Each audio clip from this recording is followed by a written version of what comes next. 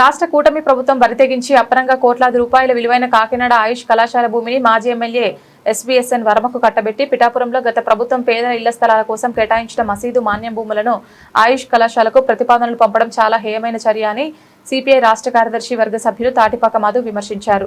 గురువారం ఉదయం ఆయన పిఠాపురంలో సూర్యరాయ గ్రంథాలయంలో పాత్రికేయులతో ఆయన మాట్లాడారు. కాకినాడ గర్ల్స్ పాలిటెక్నిక్ సమీపంలో ప్రభుత్వ ఆయుర్వేద వైద్య కళాశాల నిర్మాణానికి కేటాయించిన భూమిని తాజ్ హోటల్ పేరుతో మోసం చేస్తూ ఎస్వీఎస్ఎన్ వర్మకు కట్టబెట్టే ప్రయత్నాలు జరుగుతున్నాయని, దీనిపై ఈ నెల 4వ తేదీ కాకినాడలో కాస్మోపాలిటీ క్లబ్ లో రౌండ్ టేబుల్ సమావేశం జరుగుతుందని ఆయన తెలిపారు.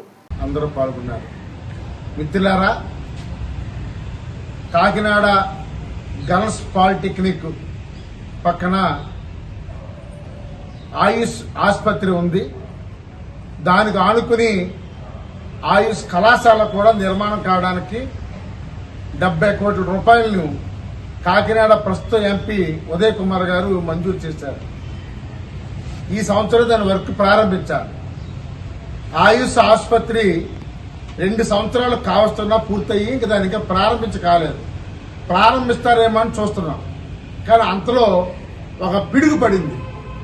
అది ఏంటంటే, ఆ ఆసుపత్రికి ఆనుకుని 3 ఎకరాల 4 సెంట్లు భూమిని తాజ్ హోటల్ నిర్మాణం పేరుతో ఎస్వీఎస్ఎన్ వర్మకి ఇవ్వడానికి ఒక జీవో నెంబర్ 17ను టూరిజం డిపార్ట్మెంట్ విడుదల చేసింది.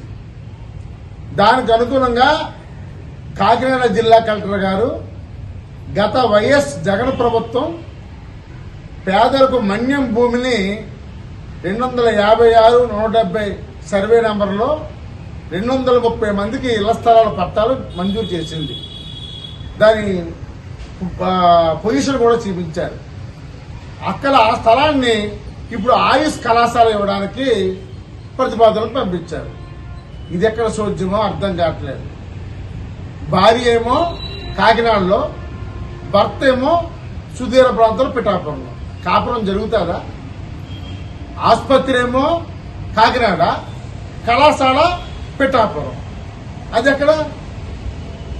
అంటే రాజకీయ స్వప్రయోజనాల కోసం కోట్లాది రూపాయల విలువైన ప్రభుత్వ భూమిని ఒక వ్యక్తికి దారదత్తం చేస్తారా? ఒక నెల రోజులుగా ఎంత శక్తి జరుగుతున్నా ఎక్కడైనా సమస్య ఉంటే ప్రశ్నించే వాడిని చెప్పుకునే గౌరవనీయులు డిప్యూటీ సీఎం పవన్ కళ్యాణ్ గారు ఎందుకు నోరు మెదపడం లేదు? ఇదొక్కసారి ఆలోచించండి. ఇంత అన్యాయమా? పట్టాలిచ్చి భూములు చూపించి రేపు రుణం మంజూరైతే ఇల్లు కట్టుకుందాం చూస్తున్న లబ్ధిదారులకు ఇంత అన్యాయం చేస్తారా? ఇది దారుణం కదా. ఒక పక్క కళాశాల నిర్మాణానికి 70 కోట్లు విడుదలైతే దానికి ఇలా అన్యాయం చేస్తారా?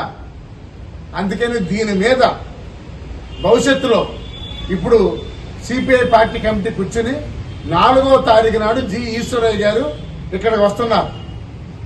ఈ పిఠాపురంలో ఉన్న స్థలాల సమస్యలన్నింటిలో కూడా అక్కడ ఆయనతో మాట్లాడి భవిష్యత్తు కార్యాచరణతో పాటుగా 4వ తారీఖు ఉదయం 10:30కు కాస్మోపాలిటన్ క్లబ్ లో ఇదే అంశం మీద ఏదైతే ప్రభుత్వ స్థలాలను కాపాడాలని, ఎస్వీఎస్ఎన్ వారు కేటాయించిన భూమిని వెంటనే రద్దు చేయాలని, ఆయుర్వేద ఆయుష్ కళాశాల